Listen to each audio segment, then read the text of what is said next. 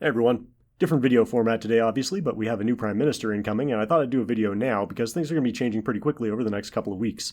But first, if you're wondering why I haven't posted a video in the last month, it's because I was working on finishing off a long-term project. If you follow me on social media, you might know that for the past about 9 months, I've been working on and off on a video about the CPP investment fund, and the strategies we use to manage it, and how much we're paying for those strategies, and whether or not they're working. Anyway, that video is finally finished, and it's going to be published in the next few days, probably Friday or Saturday morning. But I wanted to put out another video first because a lot of people have been telling me that since I worked so long on it, I should be building hype for it. So, get excited! It's gonna be great. You'll love it. Okay, it's like super long, nobody's gonna watch it, it's fine. Anyway, so as you probably already know, Mark Carney just won the Liberal leadership race in a ridiculous landslide. He got something like 85% of the vote, so it wasn't even close. They're expecting him to be sworn in as the Prime Minister on Thursday or Friday. And there's also a lot of speculation that they'll be calling a snap election before Parliament returns. And a lot of people are saying that he should call an election right away because he hasn't been elected as an MP and he hasn't really faced the public in a general election, so it makes sense for him to do that before carrying on as Prime Minister. And something that surprised even me over the last few weeks is the collapse of the Conservatives in the polls. Part of the reason the Liberals are rising in the polls looks to be that progressives in general are coalescing towards the Liberals and away from the NDP. But another part of it is just that the Conservatives are sinking. And this is kind of the problem with running an entire campaign around just saying that Justin Trudeau is bad and not really pitching any other ideas. Obviously, Trudeau was really unpopular, but focusing on him so much means that now that they've swapped him out, people are willing to vote for Mark Carney instead. So it seems like there's actually probably less enthusiasm for Pierre Poilievre than he thought, and a lot of people who were looking to get rid of Trudeau now already got what they wanted. Basically, their strategy now is to say that Mark Carney is exactly like Justin Trudeau, but it doesn't seem to be going that well. Which is kind of funny because Mark Carney's been pitching himself as an outsider candidate, but if you look at the team he's been putting together, it's a lot of the key people from the Trudeau government like Marco Mendicino, Dave Lametti, Gerald Butts, and Katie Telford is also rumored to be in the mix. So in that sense, he is kind of the status quo candidate for the current Liberal Party establishment. But now that Trudeau is out and Carney is in, I've been seeing a lot of people really enthusiastic about Mark Carney. And I've been fairly vocal about how I don't find Poilievre that impressive, and it's good to have an alternative. But here's my thing with Mark Carney. I've spent about 2 years on this channel trying to explain to people that a lot of the issues we have right now didn't just originate when Justin Trudeau got into office. A lot of them started back when Stephen Harper was still Prime Minister. And for a lot of people, they didn't really see the impacts of those things in their own lives until just recently, so they tend to think it's something that only happened recently. But when Harper was Prime Minister and he was in charge of the fiscal side and the legislative side, Mark Carney was the Governor of the Bank of Canada, and he was in charge of the monetary side. And much like Harper, Mark Carney's strategy was essentially giving people access to more debt in the hopes that that would stimulate the economy. And it's kind of funny because for years and years I've had conservatives telling me that Stephen Harper wisely guided us through the 2008 crisis and we escaped unscathed, and I've been telling them, no we didn't. And now I'm having liberals tell me that Mark Carney did the same thing. But really, we didn't get through 2008 unscathed. Although we didn't have a huge meltdown like the US did, we still had things like bank bailouts, and we basically papered over the whole situation with debt. Really, Mark Carney's main policy move when he was the Governor of the Bank of Canada and also later as the Governor of the Bank of England was just to cut rates to near zero and leave them there for a long time. And while it might feel like we got through unscathed because not many people lost their houses, we did see a huge increase in the prices of real assets, like houses.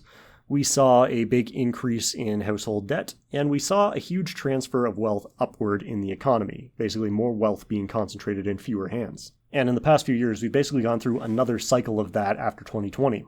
And it feels worse this time, but mainly because it's a continuation of a trend that was already happening, not because it's something brand new. And now that we're in this situation, people are saying that we need Mark Carney in charge because he's an economist and knows a lot about the economy. And people said the same thing about Harper because he had a master's degree in economics, so therefore he must know a lot about the economy. But here's the thing.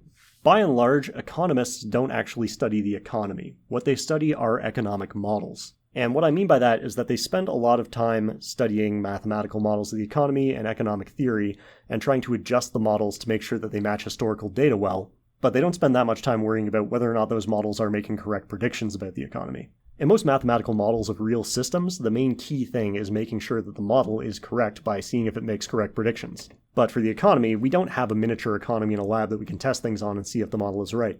So every time it turns out to be wrong, we just add in more and more adjustments to the model. But the thing is, if the model is constantly making incorrect predictions, there's probably something fundamentally wrong with it that can't just be adjusted out. Like, as an example, one of the newer innovations in economic modeling is something called heterogeneous interacting agents. And this is something that they're kind of just now trying to figure out how to deploy into these economic models or rebuild their economic models to include it. But what heterogeneous interacting agents means is basically just acknowledging that there's more than one person in the economy. In most classical economic models, they really only have one person in the economy, which is just sort of an aggregated average of everybody. And this is kind of why we had this situation where economists were disagreeing with ordinary people on how the economy was doing. Recently, we had terms like vibecession, where economists were saying that the economy is actually doing really well, and it seems like people are just not in the mood to spend money. But if you ask an ordinary person why they're not spending more money right now, it's because they don't have any money. And the reason that economists don't really understand that is that their models don't capture things like how wealth is distributed in the economy. So if there's more wealth being created, but it's all going into the hands of a small number of people, and most people are not actually getting any of that money, they're not going to spend it. But in the models, it looks like everybody is getting richer because really there's only one person. And that's a big part of what was kind of missed in everybody's understanding of the economy after 2008 with these low interest rates. Although people who had houses seemed like they had more assets on paper because the value of their house was going up, really they had the same asset in real terms, which was one house. But in the aggregate, households were taking on more and more and more debt. And when you have debt, somebody else has credit, and you have to pay them a fee to borrow that money from them. So, while they effectively have the same real asset, which is the house, they also have a whole lot more debt, which means they have less wealth, and the owner of the wealth is whoever holds the credit. And so we spent basically a decade building up more and more and more debt, and now that that debt trap has snapped shut on us, we suddenly think everything has gotten bad in an instant. But really, it was a pretty long road to get here. And if you go back and actually look at home prices, over the first 9 years of Stephen Harper's government, they increased by about 60%. And during the 9 years of Trudeau's government, they also increased about 60%. But that last 60% seems to hurt a lot worse because our wages are still stagnant and the cost of borrowing has gotten a lot more expensive. But whenever I point this out, people always criticize me on it by saying that when Stephen Harper was in power, people could still afford to buy houses. But you couldn't really afford to buy a house, could you? What you could afford to buy was debt. I know some people who are maybe 30 or 40 years older than me who actually could afford to buy homes when they were younger. They saved up for a long time and then just bought a house outright in cash.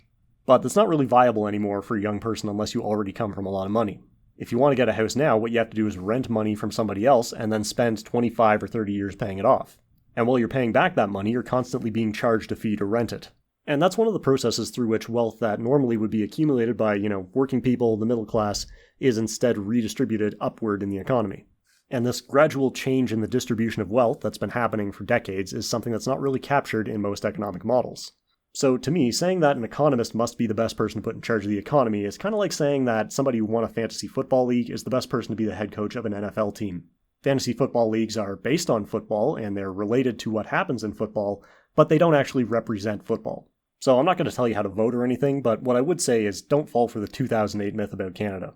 A lot of the problems we have today are pretty directly related to what we did then, particularly in terms of accruing massive amounts of household debt based on cheap borrowing rates. Even before Justin Trudeau became Prime Minister, I was looking at these stats and saying, wow, when interest rates go up, everyone's going to be screwed. But at the time, people really weren't worried about it because we weren't paying that big of a fee to borrow all that money, but the debt was still on the books. And it was always kind of a ticking time bomb that was going to go off eventually. So anyway, with Mark Carney being sworn in the next couple of days, a lot of people are speculating that there's going to be a snap election call. And I think that's a pretty likely outcome given their momentum in the polls and also the optics of a new PM coming in without actually holding a seat in Parliament. I don't think it's going to do them any good to wait until Parliament resumes and try and stay in power. It's better to just go for a new election and try and get another mandate. So that's all for this week. I know it was a short video, not very detailed, but if you want to listen to me talk for 84 minutes in a row in very great detail, stay tuned for that CPP investments video. Get hyped! Get excited!